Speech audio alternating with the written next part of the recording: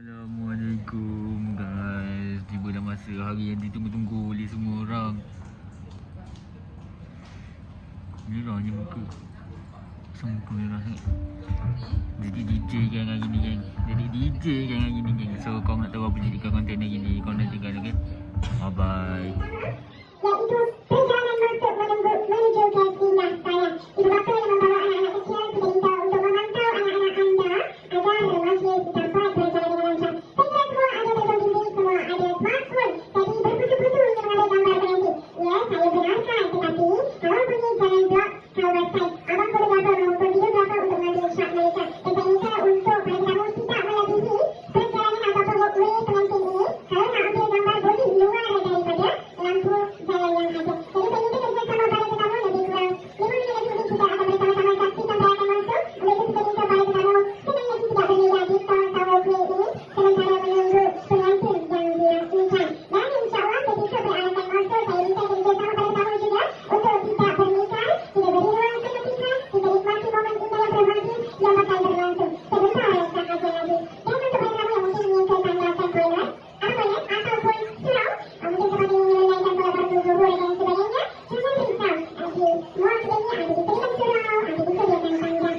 Dan selain saya sudah saya kongsikan yang pada tamu, kita mempunyai berbagai jenis makanan yang disediakan oleh cendol dan rumah kepada hari ini. Kita ada dua cuk, kita ada laksa, kita ada angkit, kita ada pembalik cendol dan juga nasi. Mana-mana ada jangan risau, tidak perlu orang kata berbeza.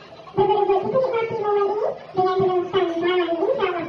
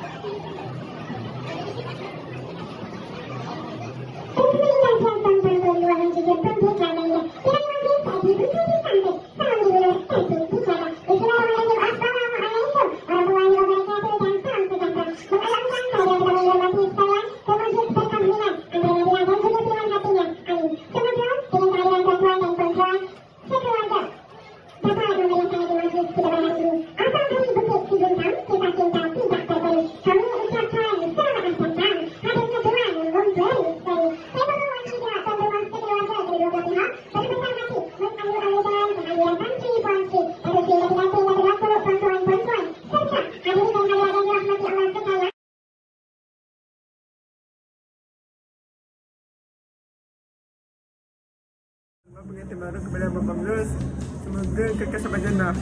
Amin. Warahmatullahi wabarakatuh. Selamat pagi. Saya ingin mengucapkan selamat pengantin baru kepada Abang Syed Lokman ni, okay? Semoga dimudahkan rezeki supaya dapat cahaya mata yang baik. Amin. Soleh dan soleha.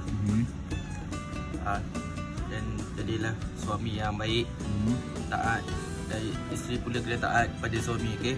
Apa-apa arahan kena patuh kepada suami, okey? Itu saja. Bye.